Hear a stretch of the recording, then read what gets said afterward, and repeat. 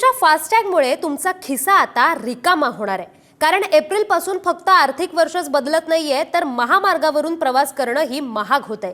भारतीय राष्ट्रीय महामार्ग प्राधिकरणाने फास्टॅगच्या वार्षिक दरात वाढ करण्याची घोषणा केली आहे। गेल्या वर्षी सरकारने 3000 रुपयात एक वार्षिक पास लॉन्च केला होता।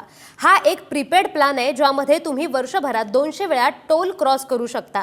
पण आता या पाससाठी तुम्हाला 3000 ऐवजी 3075 रुपये मोजावे लागणार आहेत।